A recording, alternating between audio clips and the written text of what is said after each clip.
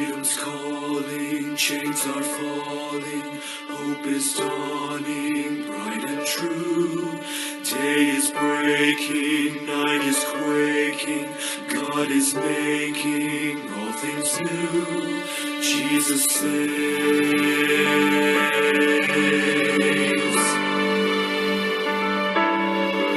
Hear the heart of heaven beating. Jesus saves, and the hush of mercy breathing. Jesus saves.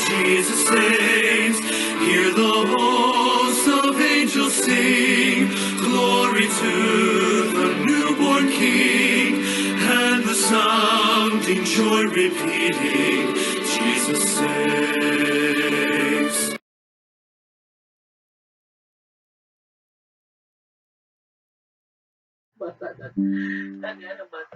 Mga higala, maayong adlaw kanato nga tanan. Kini nausab si Pastor Mark sa Sidon, niya nausab ta sa the 15-minute Bible Truth Online Broadcasting Ministry sa Emmanuel Bible Baptist Church.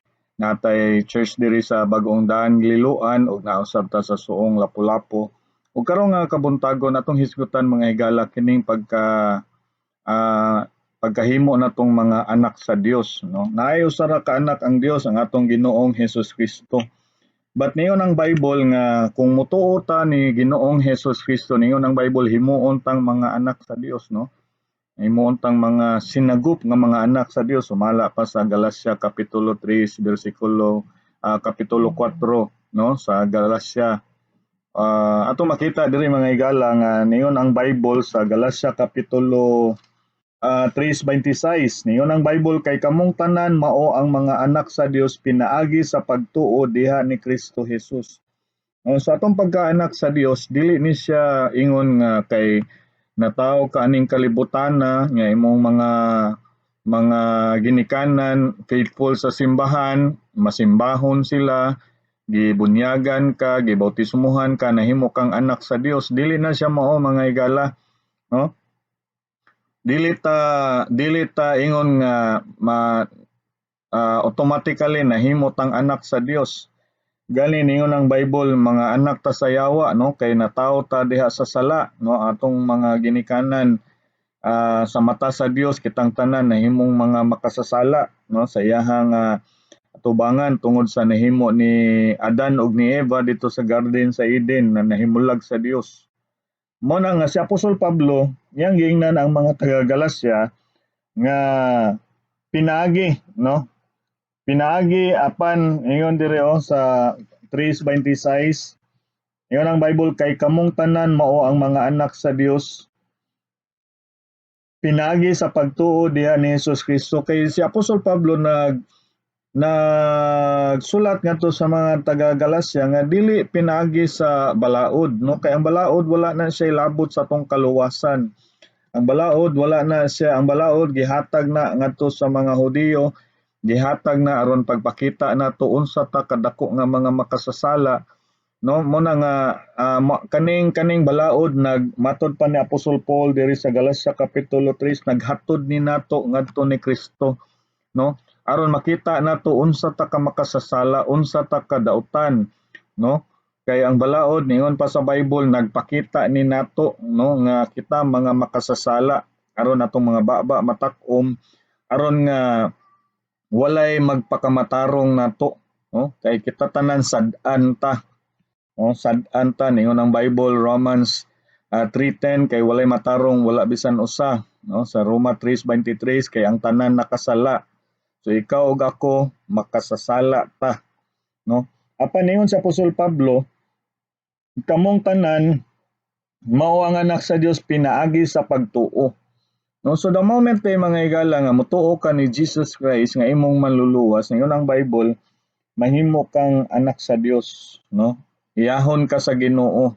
Ang Ginoo manag-iya nimo, ang kunon kang iya, no? So mahimo kang anak sa Dios. Sa Juan kapitulo 1 bersikulo 12, klaro nga makita nato diri sa Bible nga ang mahimong anak sa Dios katong nagtuo sa iyahang ngalan. So dili day magbuot-buot ta, Dili ang subayon gyud nato ang kamatuoran sa Biblia. Juan 1:12 apan ingon sa kadaghan sa midawat kaniya kinsa man ni si Jesus Christ. Ngadto kanila mihatag siya og kagahom sa pagkahimong mga anak sa Dios bisan ngadto kanila nga nagtuo sa iyang ngalan. So makita nimo mga higala nga ikaw naminaw karon ang atong pagkaanak sa Dios dili ni siya tungod kay membro ta og simbahan na atong mga ginikanan, mga Christian kunuhay, no? Atong nagsimba ta og simbahan, nahimo tang Kristohanon, nahimo tang anak sa Dios.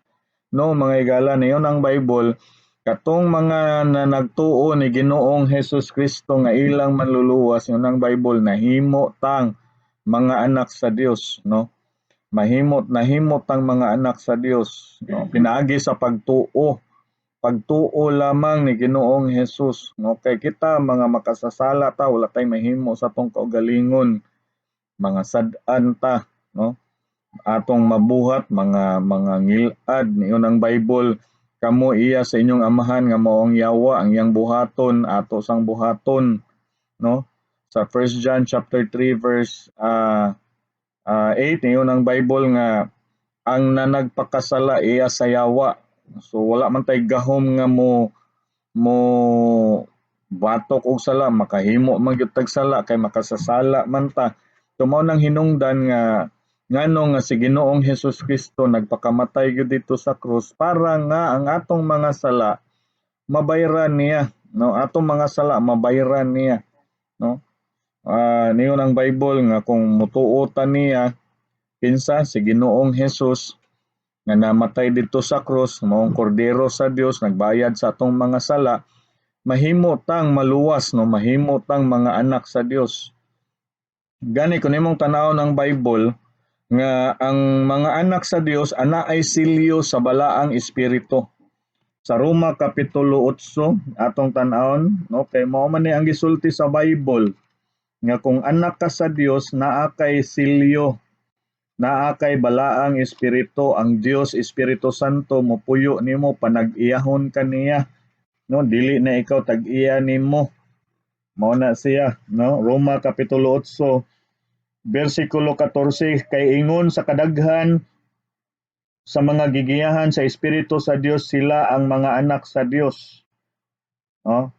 Kay kamo wala na nagpagadawat sa Espiritu sa pagkaulipon pag-usab aron mahadlok apan kamo na nagpakadawat sa Espiritu sa pagkasinagop nga pinaagi nini kita nagatuaw Aba Amahan. Ang Espiritu mismo nagapamatuod uban sa atong espiritu nga kita mao ang mga anak sa Dios. So makita nimo mga higala nga ningon ang Bible nga mga gigiyahan sa Espiritu Santo, Espiritu sa Dios, no? Mga anak sila sa Dios. Kanus man na nadawat nato ang silyo sa balaang espiritu. Kanus man na nato nadawat sa diha ba nga faithful ta sa simbahan, sa diha ba nga giordinahan ta, ibunyagan ta. No, niyon ang Bible Episo 1:13 diha sa kang kinsa usab kamo misalig human nga kamo nakadungog sa pulong sa kamatuoran ang maayong balita sa inyong kaluwasan diha sa kang kinsa usab human nga kamo mituo kamo gisilyuhan ni anang balaang espiritu sa saad. So klaro kay mga higala nga ang kaning balaang espiritu na dawat ni nato sa diha nga nakadungog tas maayong balita nga si Kristo namatay gilubong og nabanhaw ug sa ato ning gituohan ningon ang Bible nakaangkon tag kaluwasan, no? Ang pulong sa kamatuoran ato ning gidawat atong gituohan. Ayon sa human nga kamo mituo kamo gisilyuhan niya ng balaang espiritu sa saad. So kay nasilyuhan naman ta sa balaang espiritong saad, ningon ang Bible gigiyahan ta sa balaang espiritu. Siya mo'y mo pamatuod nato nga mga anak ta sa Dios. Siya mo'y mohatag og assurance atong kasing-kasing nga tinud-anay sumala sa pulong sa Dios, mga anak ta sa Dios, mopahinumdom siya nato. No, mopahinumdom siya nato nga mga anak ta sa Dios. No? Gani niyon ang Bible unsa nga matang sa gugma, no? Unsa nga matang sa gugma nga pagatawgon kita nga mga anak sa Dios. No, pagkanindot nga naay Holy Spirit nga mo giya nato mo pahinumdum nato muna niyo ang Bible dili na kita tag-iya sa tong kaugalingon, no? Primerong Korinto kapitulo 6 bersikulo 19, tanawa unsa giingon sa Bible, unsa wala ba kamo nahibalo nga ang inyong lawas mao ang templo sa balaang espiritu nga naa kaninyo nga ina inyong nabatunan gikan sa Dios, ug kamo dili na sa inyong kaugalingon kay kamo gipalit na sa usa ka bili. Busa himayaa ang Dios sa inyong lawas ug sa inyong espiritu nga mga iya sa Dios. Unsa man na nga bili, no? Unsa man na ang bili sa gipalit sa atong kaluwasan, atong pagpalit gikan sa pagkaulipon sa sala. Ningon ang Bible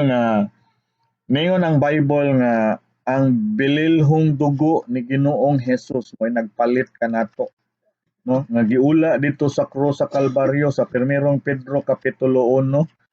Ang nagpalit nato, naglukat nato bililhong dugo ni Ginoong Hesus Kristo nga giula dito sa krus, mauna mga higala, no? Sa 1 Pedro kapitulo 1 bersikulo 18, tungod kay kamo nahibalo nga kamo wala gitubos pinaagi sa madunuton nga mga butang sama sa plata ug bulawan gikan sa inyong kawa nga pagkinabuhi nga nadawat pinaagi sa tradisyon gikan sa inyong mga amahan, apan pinaagi sa bililhon nga dugo ni Kristo nga sama sa usa ka nating karniro nga walay daot ug walay mansa. So that's how God paid our sin through the blood of Jesus Christ. Namuna nga niyo ng Bible kamo gipalit na sa usa ka bili.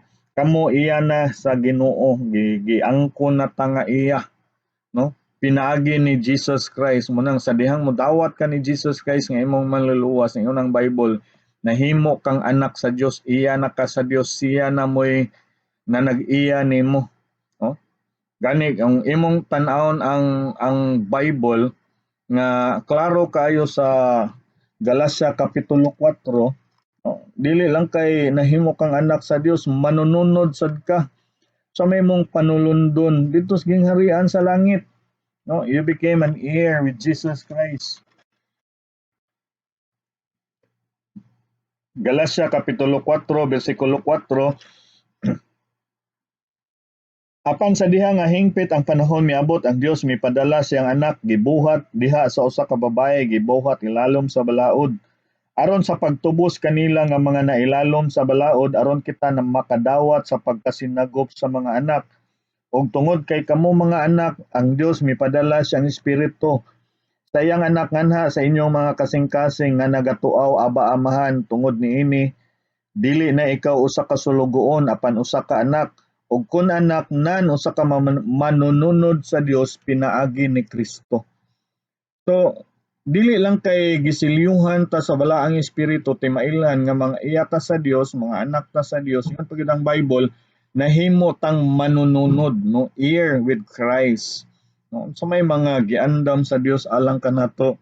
Well, niyon ang Bible sa Hebrehanon kapitulo 11 bersikulo 16, no?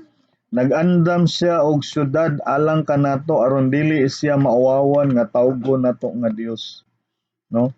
Kay ang kita wa tay kabilin sa atong mga anak, no? Ingon siya sa Hebrehanon 11:16, aron apan karon sila nagatinguha og usa ka labi pang maayo nga nasod nga usa ka langitnon, tungod niini ang Dios wala naulaw nga pagatawgon nga ilang Dios kay siya nakaandam alang kanila og usa ka syudad. Unsa may naa sa syudad nga giandam sa Dios? Juan kapitulo 14. Mao ni giandam sa Dios alang kanato, no? Juan 14, aron nga niyon ang Bible dili siya maulawan nga tawgon nato nga Dios, tawgon nato nga amahan. Juan 14, 1, ayaw itugot nga samok inyong kasing-kasing, nagtuo kamo sa Dios, diha sa Dios, tuo usab dinhi kanako. Sa balay sa kong amahan adunay daghang mga mansyon. Would you imagine a city, asa ka syudad nga ang mga balay dito mga mansyon. So niyon ang Bible dili gid siya mauwawan nga tawgon nato nga Dios, no? Kun dili pa kini tinuod, ako nagsulti unta kaninyo, ako moadto aron sa pag-andam og dapit alang kaninyo. Because heaven is a prepared place for a prepared people, no? Kinsay giandaman sa langit, mga anak sa Dios, mga iya sa Dios. Kanusa ka mahimong iya sa Dios, dawata si Kristo nga imong manluluwas. Na-guarantee you from the authority of the Bible, mahimo kang anak sa Dios. No, ayog sige nagtuuan ng mga bakak, ayog tuo na anang dili ka matuuran sa Biblia, no? So you review your Bible, you open your Bible and you will know the truth, no? That's why we have this Bible truth, we have this 15-minute Bible truth for you to know aron masayod ka, aron makahibaw ka, no? Unsay giandam sa Dios alang kanato. Muna mga higala nga hinaot ko nga nasabtan nimo nga kaning pagkahimo natong anak sa Dios pinaagi sa pagtuo ni Ginoong Hesus Kristo. Dawata siya, angkuna siya. Human ini nga maong atong diskusyon, ana atay invitation, atay prayer, sundan ni siya. Kinasing-kasing sundan ni. Wa ako'y paniguro nimo mga higala, maluwas ka. Mahimo kang anak sa Dios, makasiguro kag langit, giandaman kag lugar didto sa atong Dios Amahan. Ug kini na usab si Pastor Mark sa Sidon, ug sa sunod na sab nga higayon, daghang salamat, maayong adlaw kaninyong tanan, ang Dios magpanalangin. Kung ikaw nagatuo sa pulong sa Dios mahitungod sa kaluwasan, pag-ampo ani nga inampuan, Ginoong Hesus, usa ako ka makasasala ug dili angayan sa langit. Salamat sa imong kamatayon didto sa krus alang sa kabayaran sa akong sala. Pasaylo ako sa akong mga sala ug akong angkunon si Ginoong Hesus nga akong manluluwas. Pasudla si Ginoong Hesus sa akong kasing-kasing kay gusto kong malangit. Sa ngalan ni Ginoong Hesus Kristo. Amen.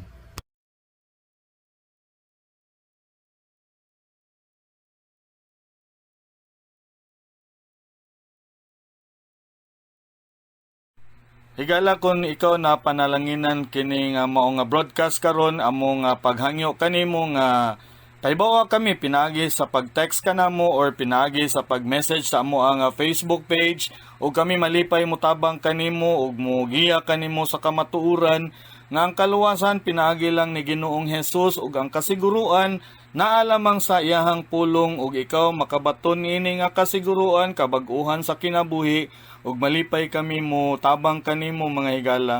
Kini na sab si Pastor Mark sa Sidon, daghang salamat ug maayong adlaw ninyong tanan.